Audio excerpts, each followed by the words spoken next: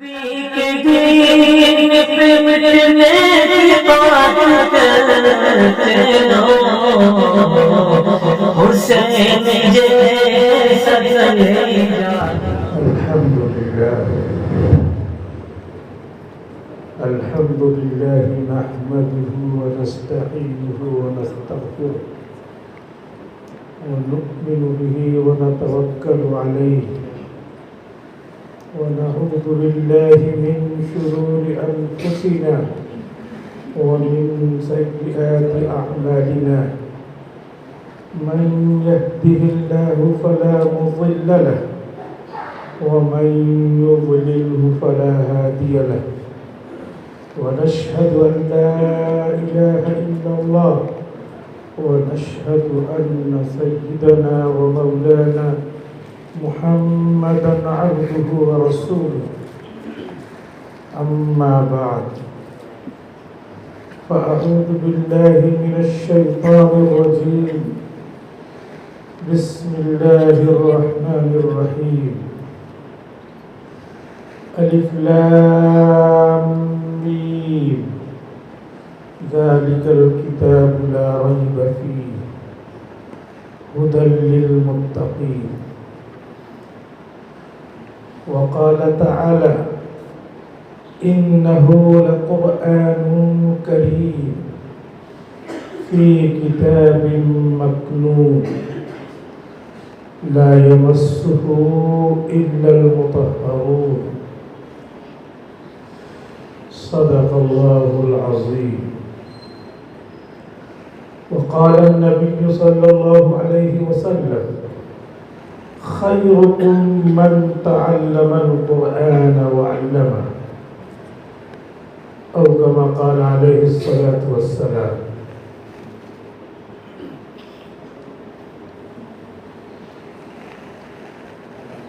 اگر خاموش رہتا ہوں تو دم گھٹتا ہے سینے میں، اگر خاموش رہتا ہوں تو دم گھٹتا ہے سینے میں، اگر فریاد کرتا ہوں کلیجہ منہ کو آتا ہے. کبھی خاموش رہتا ہوں، کبھی فریاد کرتا ہوں. الہی کس مصیبت میں پھنسایا ہے محبت نے. معزز علماء کرام، شہادت کے معزز سامعین، اسٹیج پر تشریف رکھنے والے ہمارے احباب، علماء، اساتذہ، سامعین کرام،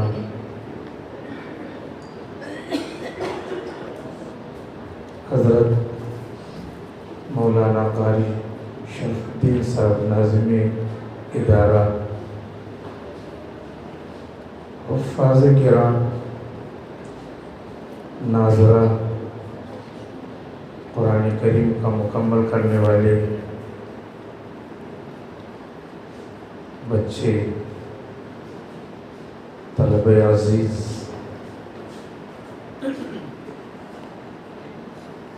اللہ تعالیٰ نے جو ادارہ آپ کو دیا ہے،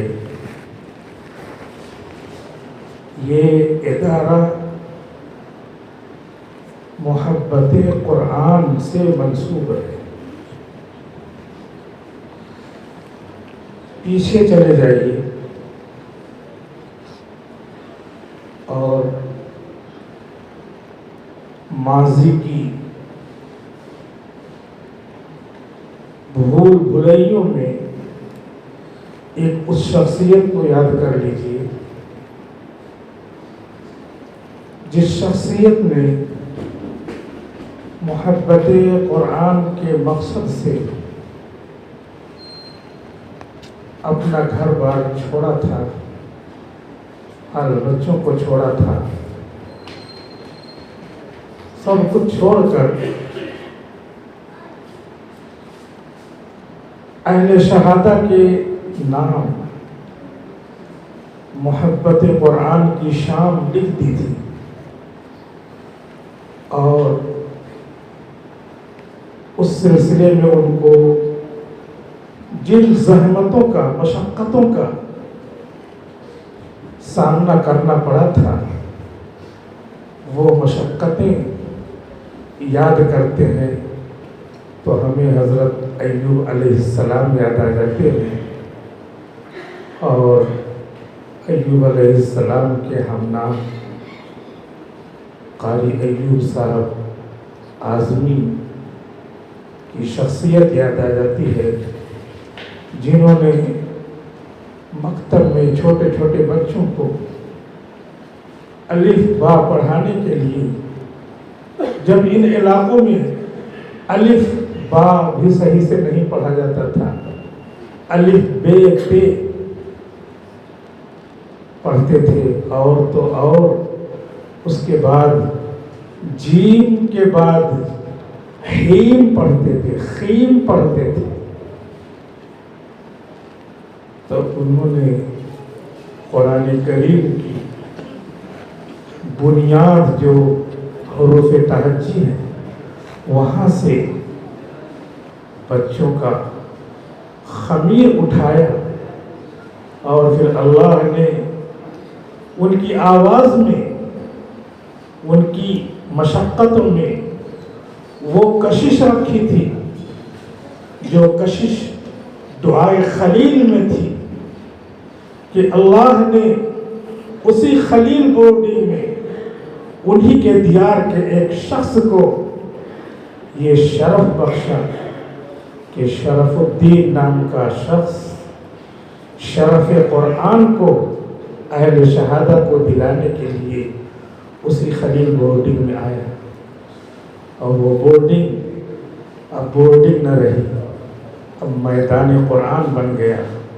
اور دارالعلوم ایوبیہ کا وجود ہوا، جن میں آپ تمام تر ساکنان شہادہ کی شب و روز محنتوں، مشقتوں، اور قاری صاحب کے پاس پڑھنے والے فرزندان توحید کی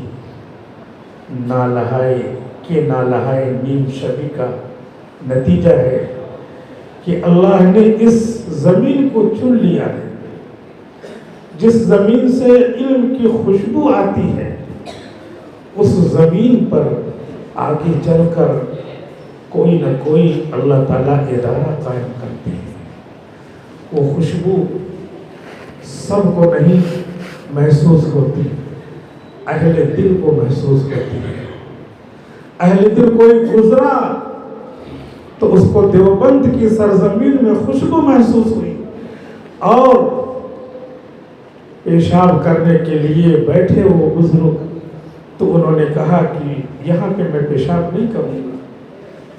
حضرت شاہ اسماعیل شہید اور بعض بزرگوں نے لکھا ہے حضرت سید احمد شہید رحمت اللہ علیہ دیوبند کی سرزمین سے گزر رہے تھے، استنجا کی ضرورت ہوئی، انہیں بالا کوٹ کے میدان میں جانا تھا، اور دین کی حفاظت کے لیے جب دعائیں، کوششیں کام نہیں کرتی تو آخری مرحلہ الجہاد معظم الی یوم القیامہ کا آتا ہے، اس کے لیے اللہ نے ان حضرات کو کھڑا کیا۔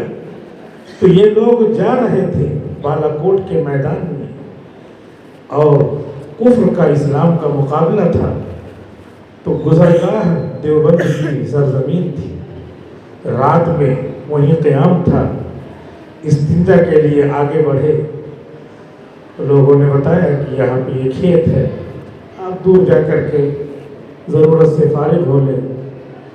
تو حضرت سید احمد شہید رحمت اللہ علیہ بیٹھے، استنجا کے لیے اٹھ کے کھڑے ہو گئے، پیچھے آ گئے، کہا ارے بھائی مجھے کہیں اور لے چلو، یہاں تو مجھ کو علم کی خوشبو آ گئی۔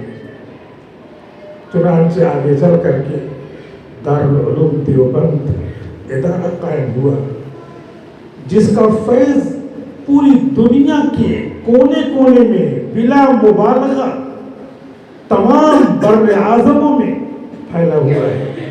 और आज भी अगर दीन पर कोई आँच आ रही है, मानवी एतबार से, लफ्ज़ी एतबार से, तो वही के फुज़ला जो पूरी दुनिया में कोने कोने फैले हुए हैं, उस आँच को अपने सीने की आँच से बुझा रहे हैं।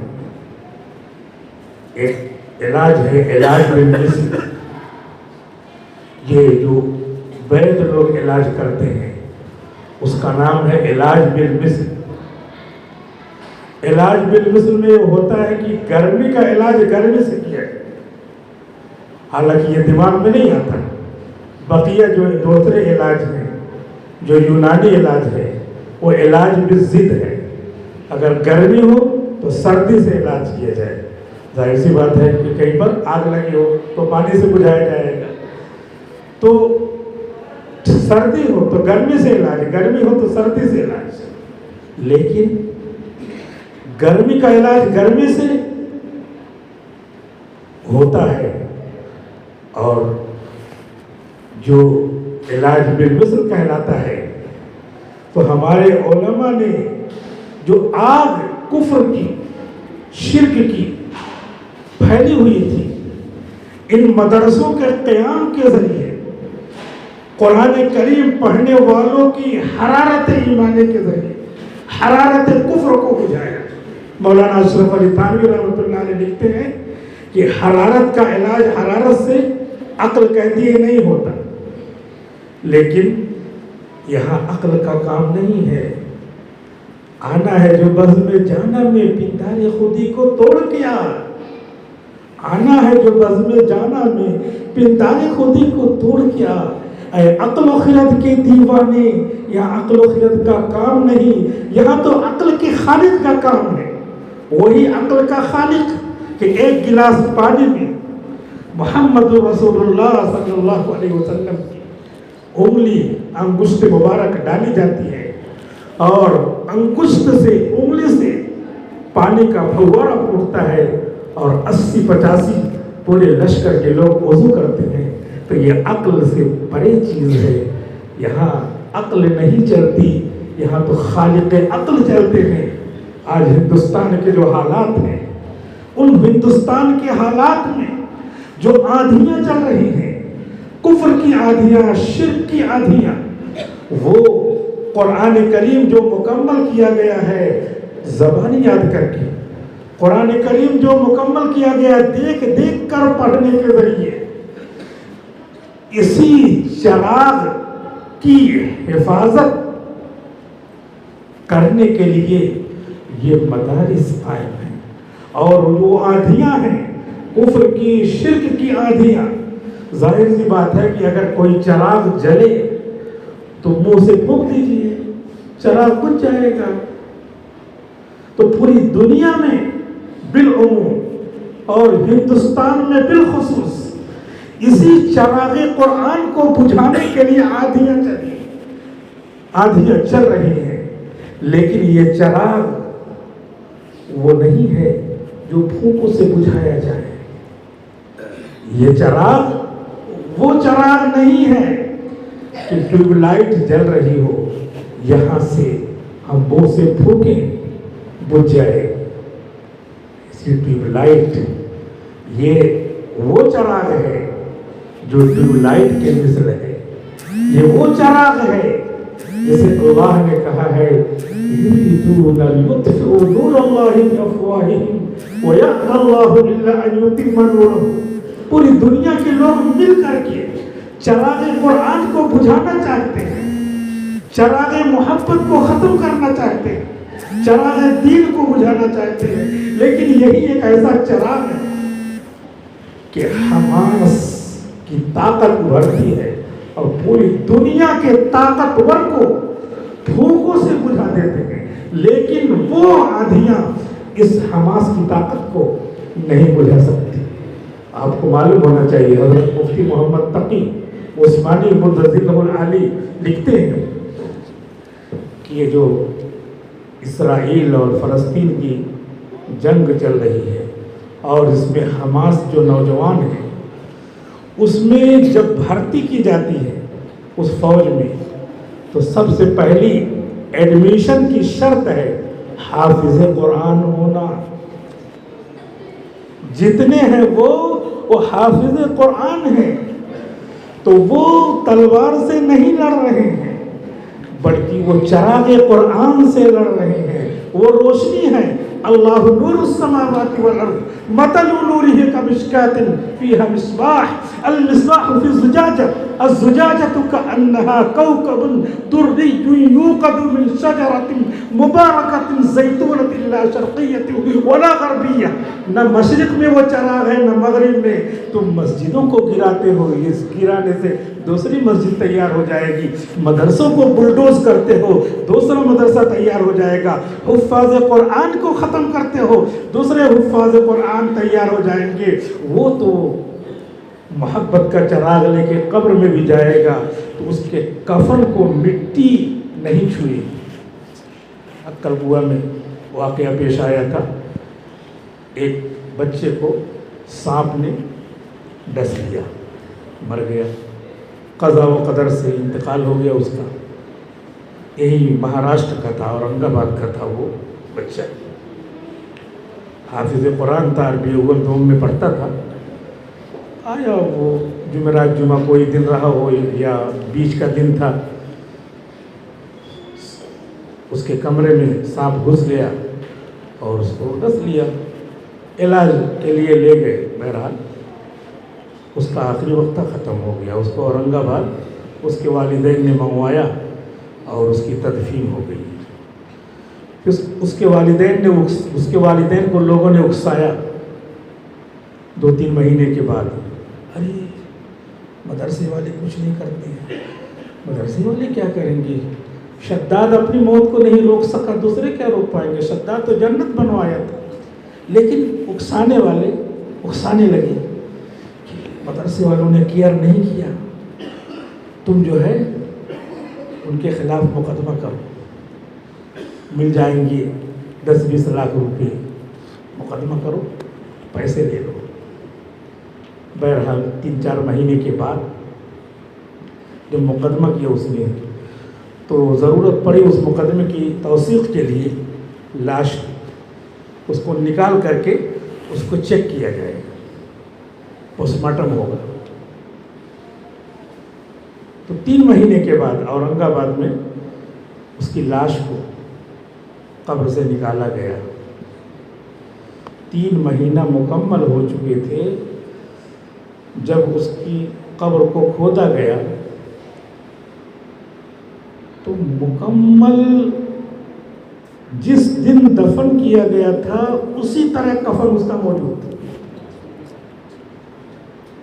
حافظ قرآن ہونے کی برکت اللہ نے ظاہر کی کہ اس کا کفن اسی طرح, اس کی لاش اسی طرح تازہ, جیسے ہم سنا کرتے ہیں شہیدوں کی لاش ہوتی ہے, سنا کرتے ہیں صحابہ کی لاش ہوتی ہے, اور صحابہ کرام کو کہیں قبر سے نکالا بھی گیا اور واقعات کتابوں میں لکھے بھی ہیں.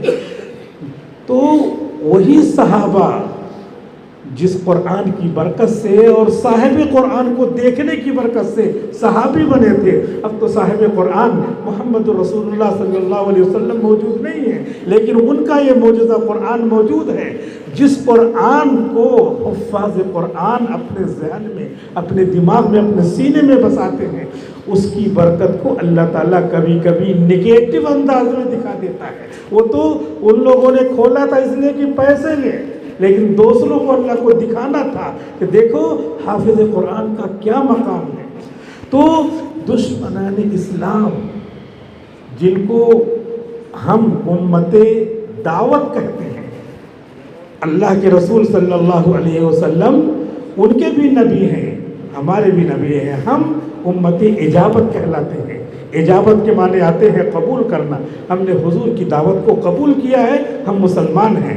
انہوں نے حضور کی دعوت پہنچی تو انہوں نے قبول نہیں کیا, پھر بھی ابھی ہم کو دعوت پہنچاتے رہنا ہے, امت دعوت. چنانچہ مولانا نعمت اللہ صاحب اعظمی مدظلہ العلی جو بحر العلوم کے لقب سے دارالعلوم دیوبند میں مشہور ہیں، اور اللہ نے ان کو یہ اعزاز بخشا ہے کہ اس وقت پورے ہندوستان میں ایسی شخصیت ہے کہ علم حدیث میں وہ طاق ہے۔ انہوں نے اسی مقصد کے لیے حماس کو خط لکھا تھا، ایک لیٹر لکھا تھا۔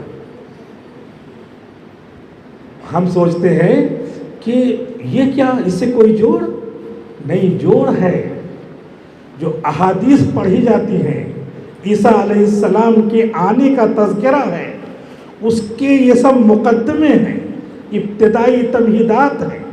تو حضرت مولانا نعمت اللہ صاحب اعظمی مدظلہ العالی نے لیٹر لکھا ان کو۔ اس لیٹر میں مختلف تاریخی شواہد کے بعد جو ایک اہم مضمون تھا وہ یہ تھا کہ میں حماس سے یہ کہتا ہوں کہ ان کا مقابلہ کرنے سے پہلے اس امت دعوت کو پہلے ایمان قبول کرنے کی دعوت دیں، ڈائریکٹ وہ مقابلہ نہ کریں۔ اس لیٹر میں، اس خط میں ایک اہم مضمون یہ تھا۔ آج ہماری بھی ذمہ داری ہے، جس قرآن کریم کو ان بچوں نے مکمل یاد کیا ہے، عملی طور پر ہم امت دعوت کو، ہم امت اجابت عملی طور پر ان کو دعوت دیں۔ حالات کیا بنتے ہیں؟ حالات یہ بنتے ہیں کہ ہم ایسے محلوں میں ٹوپیاں اتار لیتے ہیں کہ کوئی ہم کو مسلمان سمجھے گا تو مار ڈالے گا۔ جس ایمان والے کا یہ عقیدہ ہے کہ وقت سے پہلے موت نہیں آ سکتی، جس ایمان والے کا ایک عقیدہ ہے کہ جب وقت آ گیا تو موت کو کوئی مؤخر نہیں کر سکتا، جس ایمان والے کا یہ عقیدہ ہے، حضرت خالد بن ولید فرماتے ہیں کہ اے موت سے ڈرنے والے لوگوں، اگر موت سے ڈرنے کی وجہ سے اور لوگوں کی وجہ سے کسی کے اوپر موت طاری ہوتی، کسی کو موت آتی، تو سب سے پہلے مجھے موت آنی چاہیے تھی، کیونکہ ایسے دشمن ہوتے تھے، ان کے نرغے میں میں شمشیر برہ لے کر کے گھس جاتا تھا اور اس کے بعد زندہ واپس آتا تھا، اور آج میں بستر مرگ پر اپنی جان آفری کے سپرد کر رہا ہوں۔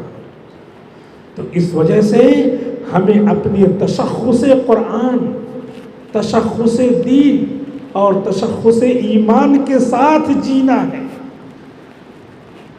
ٹوپی، کرتا، لباس، سب چیزوں سے ہم مسلمان لگیں اور اہل قرآن لگیں۔ جب موت آئے گی تو، اور جس شکل میں موت آئے گی اور جس کے ہاتھ سے موت آئے گی، کوئی بچا نہیں سکتا۔ اس لیے اس ایمانی جذبے کو، جو قرآن سے ماخوذ جذبہ ہے کہ جس وقت موت آئے گی اس سے ادھر ادھر ذرا بھی نہیں ہوگی، تو ہم اس عقیدے کو ریوائز کریں، ذہن میں رکھیں۔ We have to cudgel the breath and just believe in the tenet of Quran۔ قرآن کے اس عقیدے کو ذہن میں بیٹھائیں کہ موت ادھر سے ادھر نہیں ہوگی۔ یہ دین محمد رسول اللہ صلی اللہ علیہ وسلم نے مکہ سے مدینہ اور مدینہ سے ایوری سٹی، ہر شہر میں پہنچا دیا۔ کم سے کم اس کی خوشبو تو پہنچ گئی۔ اللہ اکبر، اللہ اکبر، اشہد ان لا الہ الا اللہ، اشہد ان محمد رسول اللہ۔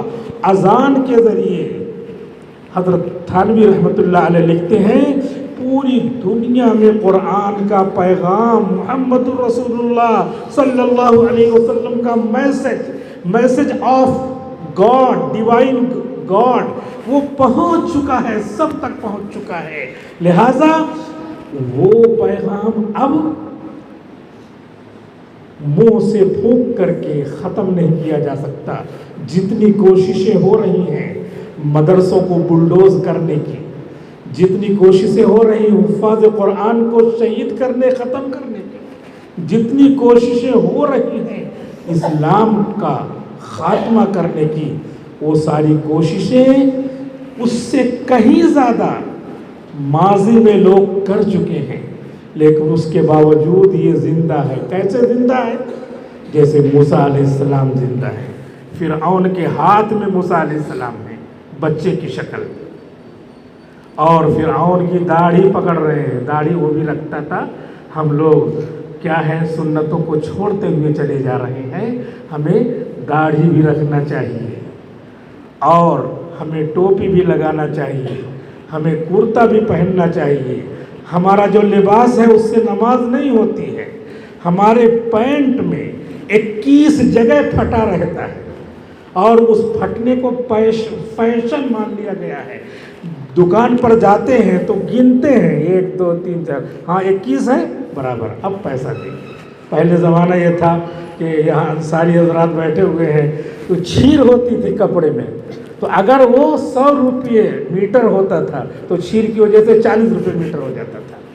آج باقاعدہ پھٹن کو فیشن بنا لیا گیا ہے. تو چاہے جتنا فیشن ترقی کر جائے، لیکن اسلام جو قرآن سے ماخوذ ہے اور ان بچوں نے سنایا ہے، وہ اسلام یہ بتلاتا ہے کہ ناف سے لے کر کے گھٹنے تک اگر کہیں بھی سطر تھوڑی دیر کے لیے بھی سبحان اللہ کہنے کے بقدر کھل گیا تو نماز نہیں ہوگی. جیسے تھوڑی دیر کے لیے، پورا 24 گھنٹے میں تھوڑی دیر کے لیے ہم نے پانی پی لیا، بس تھوڑا سا.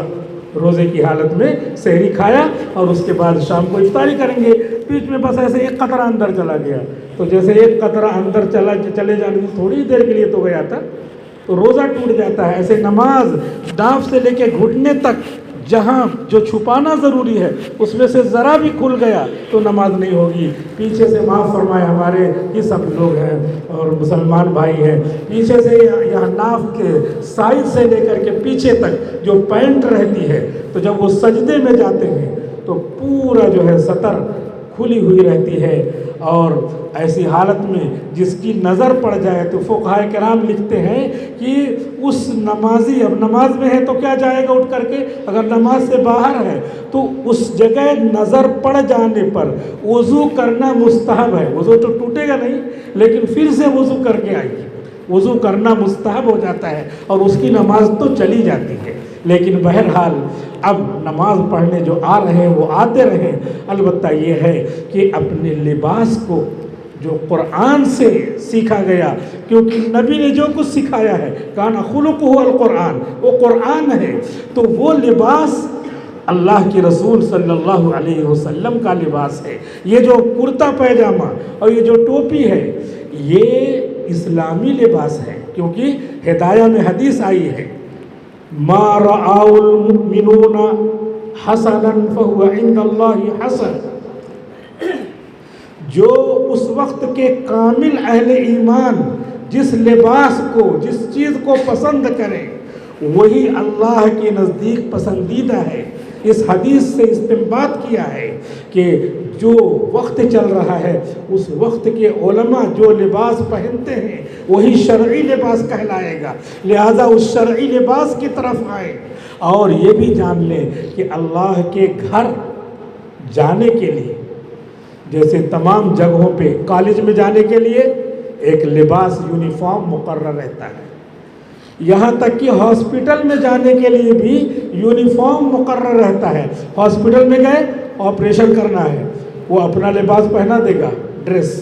اس میں آپ کہیں گے نہیں بھائی مجھے میرے ہی ڈریس میں رہنے دی، نہیں، پھر آپ دوسرے ہاسپٹل میں لے جائیے، یہاں پہ میرا یونیفارم چلے گا. تو چاروں ناچار مرنا نہیں ہے، زندہ ہونا ہے تو ان کا یونیفارم پہنیے، نہیں تو واپس آئیے. حضرت مفتی سعید صاحب پالن پوری رحمۃ اللہ علیہ ہم لوگوں کے ترمذی شریف کے استاد ہیں، اور ایک زمانے تک انہوں نے بخاری بھی پڑھائی ہے. جس زمانے میں بخاری پڑھائی ہے تو بخاری کے استاد ہیں اس زمانے کے فضلاء کے. بہرحال ہمارے زمانے میں ترمذی شریف پڑھاتے تھے. انہوں نے فرمایا کہ میں گیا افریقہ، تو افریقہ میں ایک چڑیا گھر تھا، وہاں دیکھنے جانا تھا. ویسے تو وہاں جنگل ہے، ویسے عام جنگل میں بھی جا سکتے ہیں. تو وہاں پر جانے کے لیے ہم جب گئے، اپائنٹمنٹ لیا، تو وہاں پہنچے تو تھوڑا اور آگے بڑھے تو 3 لوگ تھے، تو 3 یونیفارم آیا. ہم نے کہا یہ کیا؟ کہا آگے جانے کے لیے ہم کو آپ کو یہ یونیفارم پہننا پڑے گا. اب آگے دیکھنے کے لیے جانا ہے تو حضرت مفتی صاحب کہتے ہیں کہ ہم نے وہ یونیفارم پہننا، ان کا یونیفارم. کہا اگر نہ پہنے، کہا آپ کو واپس جانا پڑے گا، ہمارا یہ دستور ہے، قانون ہے. چنانچہ یونیفارم پہنا، ڈریس پہنا اور جا کر کے چڑیا گھر اور وہاں کے جانور دیکھے، واپس آ گئے. پھر گفتگو ہوئی، پوچھا کہ یہ آپ لوگوں نے ایسا کیوں مقرر کیا ہے؟ تو انہوں نے کہا لاجیکلی یہ ہے کہ یہاں پہ ہم لوگ اسی یونیفارم میں جاتے ہیں، اور جو کوئی نیا آدمی آئے گا اور عام لباس میں رہے گا تو ہمارے یہ جانور ڈر جائیں گے، وہ ادھر ادھر بدکنے لگیں گے. بہرحال عقلی طور پہ انہوں نے یہ وجہ بتائی. لیکن حضرت مفتی سعید صاحب رحمۃ اللہ علیہ آگے فرماتے ہیں کہ دنیا میں اس طرح تمام بڑی بڑی جگہوں کے لیے ڈریس ہے، یونیفارم ہے. ان تمام جگہوں کو پیدا کرنے والا اللہ ہے، ان تمام جگہوں میں کام کرنے والوں کو پیدا کرنے والا اللہ ہے. اور اللہ کا گھر مسجدیں ہیں. اللہ کے گھر میں کم سے کم اللہ کے یونیفارم میں تو آؤ. تو اس لیے بقیہ بعد میں دوسرا لباس پہن لینا، لیکن جب اللہ کے گھر آنا ہو تو اللہ کے گھر میں اللہ کا یونیفارم جو اہل اللہ کے نیک بندے استعمال کرتے ہیں وہی ہر زمانے کا یونیفارم ہوگا. اسی یونیفارم میں مسجد میں آنا چاہیے. لیکن اللہ تعالیٰ رحیم ہے، کریم ہے. دوسرے لوگ تو اپنے گھر سے بھگا دیتے ہیں، اللہ تعالیٰ اپنے گھر سے آپ چلے گئے مسجد میں، اللہ کے گھر میں چلے گئے تو اللہ تعالیٰ یہ نہیں کہے گا جاؤ بدل گیا. نہیں، آ گئے ہو تو پڑھ لو.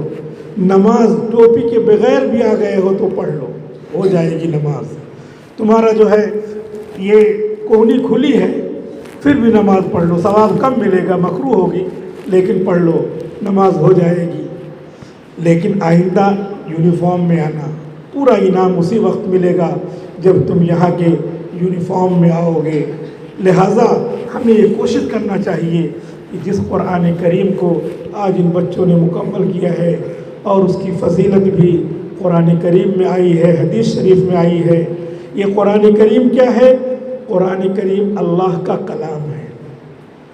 اللہ کی ابتدا نہیں ہے. تو اس کلام کی کہاں سے ابتدا ہوئی ہم نہیں بتا سکتے، اور اللہ کی انتہا نہیں ہے. کہاں تک اللہ جائیں گے؟ اللہ اکبر، اکبر من کل شیء. تو اللہ کی کلام کی انتہا نہیں ہے.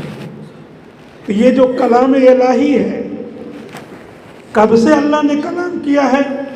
ہم کو تو دے دیا 6236 آیتیں، صحیح قول کے اعتبار سے 6236 آیتیں پورے قرآن میں ہے، اتنا دے دیا. بلکہ اس سے پہلے بھی اللہ نے کلام کیا ہے. تو اللہ کا کلام بھی اللہ کی طرح لامحدود ہے.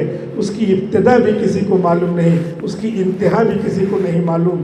تو اللہ لامحدود، اللہ کا کلام لامحدود، تو اس پر ملنے والا انعام بھی لامحدود ہوگا. اس وجہ سے حفاظ قرآن کو دنیا میں بھی انعام ملے گا، ملتا رہے گا لامحدود. پتہ نہیں چلے گا کہ کہاں سے انعام آتا ہے کہاں سے نہیں.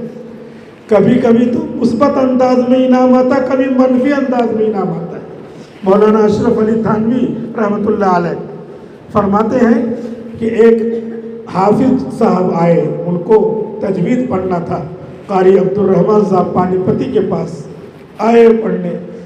پہلے زمانے میں یہ رہتا تھا کہ مدرسہ انتظام نہیں کرتا تھا، جس کے پاس پڑھنا ہو پڑھو، اور جس گاؤں میں گاؤں والے انتظام کر دیتے تھے، نہیں تو خود آدمی انتظام کرتا تھا. تو وہ تجوید پڑھ رہے تھے، کہیں انتظام نہیں تھا. تو وہاں پہ یہ تھا کہ کسی کا انتقال ہو جائے تو 40 دن کسی حافظ قرآن کو، کسی مولانا صاحب، مولوی صاحب کو کھانا کھلاتے تھے. تب ان کا انتظام نہیں تھا. تو ایک آدمی کا انتقال ہو گیا. قاری صاحب نے پوچھا کہ کہیں کھانے کا نظم ہے؟ کہا ہاں جو ہے فلاں جگہ سے کھانا آیا ہے اور انہوں نے کہا 40 دن کھلائیں گے. کہا ٹھیک ہے پھر پڑھو اب میرے پاس. قاری صاحب نے ابھی والضحیٰ کے ذریعے تجوید کا ایک باب سنایا. اس طرح پورا باب ہے.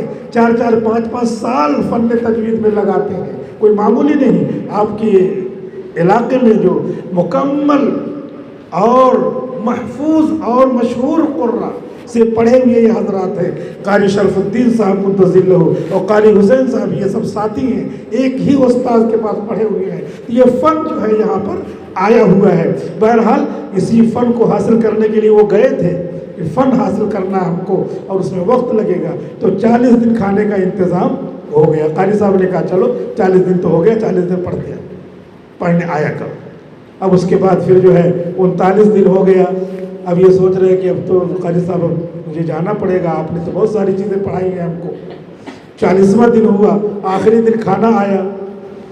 تو اسی دن کیا ہوا, اسی دن ایک صاحب کا بھی اور بلاوا آ گیا اللہ کے پاس, وہ بھی چلے گئے. تو چونکہ دستور تھا ان لوگوں کا کہ 40 دن کھانا کھلانا ہے, تو اس بچے کا اور انتظام ہو گیا 40 دن کے. 40 دن کھانا کھایا اور قاری صاحب کے پاس پڑھتے رہے. وقت گزرتے گزرتے 39 دن ہوا. پھر 40ویں دن یہ اللہ سے لو لگایا کہ اب کیا ہوگا, قاری صاحب کے پاس پڑھنا نہیں ملے گا, کھانے کا نظم نہیں ہوگا, تو پھر کیسے ہم پڑھیں گے. تو کھلانے والوں کا بھی حصہ ہے پڑھنے والوں میں. یہ پڑھاتے ہیں اور کھلاتے ہیں. مدرسہ ہے, آپ لوگ کھلا رہے ہیں, اور قاری صاحبان, استاد, معلمین یہ پڑھا رہے ہیں. سب کا قرآن کریم کی عمارت کو کھڑے کرنے میں, اس کے ستون میں سب کا حصہ ہے. تو اللہ تعالیٰ کسی کو سیدھے نہیں تو ٹیڑھے کھڑا کرتے ہیں. طوعا و کرہا. بہرحال 40ویں دن کھانا آیا اور وہ دعا کر رہے تھے. صبح ہوتے ہوتے ایک صاحب کا اور انتقال ہو گیا. 40 دن کا اور نظم ہو گیا. اب قاری صاحب نے, مسجد میں لوگ آئے, قاری صاحب نے تقریر کی کہ بھئی ہمارے ہاں ایک ایسے طالب علم آئے ہیں, لگ رہا ہے وہ پورے علاقے کو کھا جائیں گے, جلد ہی ان کے کھانے کا نظم کرو. تو گاؤں والوں نے نظم کر دیا کہ بھائی جب تک آپ قاری عبد الرحمن صاحب کے پاس پڑھیں گے, جب تک پورا گاؤں آپ کو کھانا کھلائے گا. تو پوزیٹو نہیں, نگیٹو بھی اللہ تعالیٰ اس کی برکتیں دکھاتے ہیں. تو قرآن کریم جو اللہ کا کلام ہے, اللہ لمٹ لیس ہے. کہاں سے ہے, کہاں تک ہے, یہ کوئی نہیں بتا سکتا. تو اللہ کی ذات سے نکلنے والا کلام, اللہ کی ذات سے نکلنے والا کلام بھی لمٹ لیس ہے, اور اس کا فائدہ بھی کیا ہے, لمٹ لیس ہے. لہٰذا یہ لمٹ آخرت میں بھی پڑھتا جا, چڑھتا جا سے ظاہر ہو گئی ہے. اس کے بعد جو ہے حضرت تھانوی رحمۃ اللہ علیہ لکھتے ہیں ہدی للمتقین. اس میں تنوین تکسیر کے لیے ہے. اس کا مطلب یہ ہے کہ یہ قرآن جو ہدایت ہے اس کے درجے, اس کی لمٹ نہیں ہے, لمٹ لیس درجے. لہٰذا حفاظ قرآن کی فضیلت اور حفاظ قرآن کو نعمتیں جو آخرت میں ملیں گی, قرآن سے وابستگان کو جو آخرت میں نعمتیں ملیں گی, وہ نعمتیں لامحدود ہوں. یہیں پر ایک اعتراض کا جواب دے کر کے دعا کرا دیتے ہیں, کیونکہ پرچی آ گئی ہے کہ دعا کرا دیں, آپ لوگ گھبرا گئے. تو ایک صاحب اعتراض کرتے ہیں کہ کافر 60-70 سال دنیا میں زندہ رہتے ہیں, تو اللہ تعالیٰ ان کو ہمیشہ جہنم میں کیوں ڈالیں گے. ہمیشہ جہنم میں, اللہ تعالیٰ عادل ہے, منصف ہے, اور عادل اور منصف کا کام یہ ہے کہ جتنا گناہ کرے اتنی ہی سزا ہو. تو اس نے 60 سال گناہ کیا تو 60 سال کی سزا ہو کر کے اس کو چھوڑ دینا چاہیے. ایسا اعتراض ہوتا ہے.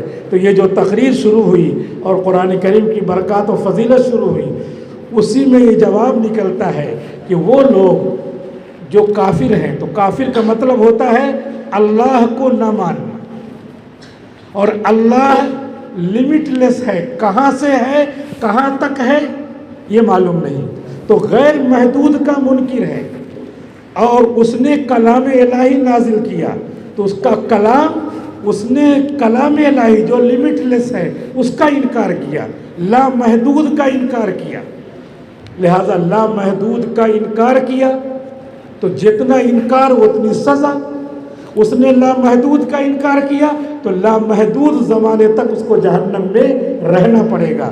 تو اس لیے کافروں کو لامحدود زمانے تک جہنم میں رہنا پڑے گا، اور مسلمان وہ محدود زمانے تک جہنم میں جائیں گے. کیوں؟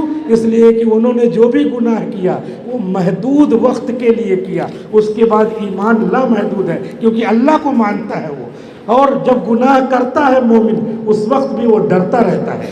تو ڈرتے ڈرتے، اسی لیے مولانا اشرف علی تھانوی رحمۃ اللہ علیہ لکھتے ہیں کہ کسی مسلمان کو گناہ کرنے میں بھی لذت نہیں مل سکتی کیونکہ وہ ڈرتا ہی رہتا ہے، ایمان رہتا ہے وہ. چنانچہ حدیث میں آتا ہے کہ چوری کرنے والا چور، زنا کرنے والا زانی جب زنا کرتا ہے، چوری کرتا ہے تو ایمان نکل کر کے اوپر سے سایہ کیے رہتا ہے. ظاہر سی بات ہے سایہ کیے رہے گا تو سایہ کی وجہ سے آدمی اس کی تاثیر محسوس کرے گا. اسی وجہ سے ایمان والا جب گناہ کرتا ہے تو گناہ کی جو لذت ہے وہ کم رہتی ہے، کم ہو جاتی ہے. کیوں؟ اس لیے کہ ایمان اس کے ساتھ لگا ہوا ہے. تو اس لیے ایمان والوں کو گناہ مکمل چھوڑ دینا چاہیے، اس لیے کہ قرآن یہ لامحدود ہے، اور لامحدود زمانے تک کے لیے اس کو قرآن پر ایمان کی برکت سے جنت ملے گی، اور تمام مسلمانوں کو جہنم سے نکال کر کے جنت میں ڈالا جائے گا. حضور کو کہا جائے گا کہ جتنے بھی قرآن کو ماننے والے تھے سب کو آپ جہنم سے نکال لائیں. چنانچہ نکال کر کے لے آئیں گے. اس کے بعد پھر اللہ تعالیٰ کہیں گے کوئی بچا؟ اللہ کے رسول کہیں گے اب کوئی نہیں بچا. اللہ تعالیٰ کہیں گے ابھی آپ کو نہیں معلوم، اب میں نکالتا ہوں کون کون میرے اوپر یعنی میرے قرآن پہ ایمان رکھتا تھا، میں نکال کے لاتا ہوں. چنانچہ بے شمار شخصیات ایسی ہوں گی جو قرآن پر ایمان رکھیں گی لیکن نبی بھی نکال چکے ہوں گے، جہنم سے جنت میں لا چکے ہوں گے، نبی کو بھی پتہ نہیں ہوگا، اور جو ہے اللہ تعالیٰ نکال کے لائیں گے. مشکات شریف میں حدیث موجود ہے اللہ تعالیٰ بہت سارے ایمان بالقرآن رکھنے والے کو جہنم سے نکال کر اپنے فضل سے کہ اب تم بھی جنت میں آ جاؤ، تم میرے کلام کو مانتے تھے. لہذا اس کلام کی یہ مجلس تھی. اب مجلس اختتام کو پہنچی. وآخر دعوانا الحمدللہ رب العالمین.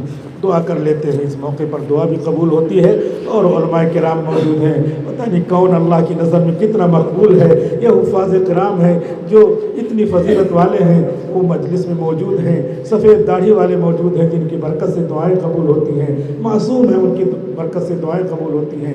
ادارے کے لیے، اپنے لیے، اپنی ضروریات کے لیے مختصر طور پہ دعا کر لیتے ہیں. اللہ تعالیٰ ہماری تمام آرزوئیں پوری فرمائے. درود شریف پڑھ لیں. الحمد للہ رب العالمین والصلاة والسلام على سید الانبیاء والمرسلین. ربنا آتنا فی الدنیا حسنہ وفی الآخرة حسنہ وقنا عذاب النار وادخلنا الجنة مع الابرار. یا عزیز یا غفار یا رب العالمین. لا الہ الا اللہ الحلیم الکریم. سبحان اللہ رب العرش العظیم والحمد للہ رب العالمین. نسألک موجبات رحمتک وعزائم مغفرتک والغنیمة من كل بر والسلامة من كل إثم. لا تدع لنا ذنبا إلا غفرته ولا هما إلا فرجته ولا دينا إلا قضيته ولا مرضا إلا شفيته ولا حاجة من حوائج الدنيا والآخرة إلا قضيتها يا أرحم الراحمين یا اکرم الاکرمین. ہم سب کے گناہوں خطاؤں کو یا اللہ اپنے فضل سے بخش دے. یا اللہ ہمارے گناہوں کو نیکیوں سے بدل دے. یا اللہ ہم سب سے راضی ہو جا. رضا والے اعمال کرنے کی توفیق عطا فرما. یا اللہ تیرے کلام پاک کو جن حفاظ نے حفظ کیا ہے، یاد کیا ہے، یا اللہ ان کو محض اپنے فضل و کرم سے قبول فرما. یا اللہ ان کے والدین کے سر پہ یا اللہ وہ تاج عطا فرما جس کا وعدہ آپ نے کیا ہے. نبی نے ہم کو सुनाया है। या अल्लाह नाज़रा कुरान पढ़ने वाले जिन्होंने पूरा कुरान अलिफ लाम मीम से मिनल जिन्नति वन नास तक देख देख कर पढ़ा है और उनकी नज़रों ने भी सवाब हासिल किया है, उनकी ज़बान ने भी सवाब हासिल किया है। या अल्लाह उनको जज़ाए खैर अता फरमा, उनकी मग़फ़िरत फरमा, उनके वालिदैन की मग़फ़िरत फरमा। और जितने लोग मजलिस में मौजूद हैं अल्लाह महज अपने फ़ज़ल करम से और इन कुरान के हुफ़्फ़ाज़ की बरकत से, या अल्लाह अपनी बरकत से, कि आपने ख़ुद फरमाया व इन्ना लहू लहाफ़िज़ून, हम भी हाफिज़ हैं। तो ये हुफ़्फ़ाज़ किराम अल्लाह के नाम से मुनासबत रखते हैं। या अल्लाह उनकी बरकत से, उनके सदक़े में पूरी मजलिस को कबूल फरमा। जितने लोग हाजिर हैं सबकी मग़फ़िरत फरमा, सबके लिए जन्नतुल फ़िरदौस का फ़ैसला फरमा। ए अल्लाह इस इदारे को बेहद कबूल फरमा। ए अल्लाह इसकी आगे से पीछे से हर जानिब से या अल्लाह मदद फरमा। मुआविनीन मुखलिसीन के क़ुलूब को मुतवज्जे फरमा। ए अल्लाह आप ही इस दीन के कफ़ील हैं। या अल्लाह आप ही जानते हैं कि कैसे इस दीन को महफूज करना है, कैसे इस दीन की हिफाजत करनी है। या अल्लाह आपने हमको दुआ के लिए मांगने के लिए सिखाया है। उदऊनी अस्तजिब लकुम, मुझसे मांगो मैं कबूल करूँगा। या अल्लाह आपके सामने हमने हाथ फैला दिया है। या अल्लाह आप ही कुरान करीम की हिफाजत फरमाइए, इदारों की हिफाजत फरमाइए, मसाजिद की हिफाजत फरमाइए, खानकाहों की हिफाजत फरमाइए, तबलीगी जमात की हिफाजत फरमाइए, हुफ़्फ़ाज़ की हिफाजत फरमाइए। या अल्लाह कुरान ख़ान की हिफाजत फरमाइए, तमाम मकातिब की मकतबों की हिफाजत फरमाइए, उन्हें पढ़ाने वाले असातिज़ा की हिफाजत फरमाइए, अवाम की हिफाजत फरमाइए, मुसलमानान की हिफाजत फरमाइए, बच्चों की, बच्चियों की, ख़वातीन की, सब की हिफाजत फरमाइए। या अल्लाह हालात आसार बता रहे हैं कि नाजुक है या अल्लाह, लेकिन आपके सामने कुछ हैसियत नहीं रखते। या अल्लाह आपने हमेशा हिफाजत फरमाई है और हमेशा मुसलमानों के लिए आपने दिलासा दिया है कि इधर डूबे उधर निकले, उधर डूबे इधर निकले। या अल्लाह हमेशा मुसलमानों का बोलबाला आपने किया है, अहले इस्लाम का बोलबाला किया है। आपके सामने ये बच्चे हाथ फैलाए हुए हैं। या अल्लाह इनकी सुन ले, या अल्लाह इनकी सुन ले और इनकी हिफाजत फरमा। मदरसे की हिफाजत फरमा, मदरसे के हर जानिब से, हर चार पहलू से, हश्त पहलू से या अल्लाह तरक्यात के फ़ैसले फरमा। या अल्लाह तरक्यात के फ़ैसले फरमा, बानियान के लिए मग़फ़िरत का फ़ैसला फरमा। क़ारी अय्यूब साहब याद आते हैं और उस ज़माने में उनका साथ देने वाले याद आते हैं। या अल्लाह उन सबको जज़ाए खैर अता फरमा और हमारी तरफ से या अल्लाह दीन हम तक पहुँचाने वाले तमाम उलमाए किराम, फ़ुक़हाए इज़ाम, औलियाए किराम, ताबिईन, तबे ताबिईन, सहाबे किराम, यहाँ तक कि मुहम्मद रसूलुल्लाह सल्लल्लाहु अलैहि वसल्लम को हमारी तरफ से जज़ाए खैर अता फरमा कि उन हज़रात ने बिला किसी कतर बेवत के तमाम दीन को, तमाम कुरान को, उसके हरूफ को, उसकी अदायगी को और उस पर अमल करने को, यहाँ तक कि मुस्तहब और सुन्नत को, यहाँ तक कि मुबाह को हम तक मुंतकिल किया। या अल्लाह उन सब को हमारी तरफ से जज़ाए खैर अता फरमा। या अल्लाह जो कुछ हमने मांगा है वो भी अता फरमा, जो मांगने से रह गया वो भी अता फरमा। या अल्लाह कलकुआ से मेहमानान किराम, उलमाए किराम तशरीफ़ लाए हैं, उनके आने को कबूल फरमा। या अल्लाह अहले शहादा जो इस जलसे में तशरीफ़ लाए हैं उनके आने को कबूल फरमा। या अल्लाह मदारिस की तरफ तलबा का रुजू कम हो गया है। या अल्लाह कहीं हमसे कुरान की तौहीन तो नहीं हो रही है। या अल्लाह हमारी, या अल्लाह इस हरकत को, या अल्लाह हमारी इस गफलत को या अल्लाह माफ़ फरमा दे और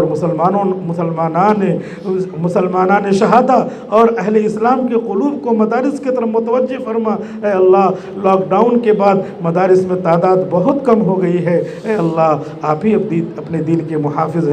या अल्लाह मुसलमानों के बच्चों की तादाद को मदारिस की तरफ, मकातिब की तरफ मुतवज्जे फरमा।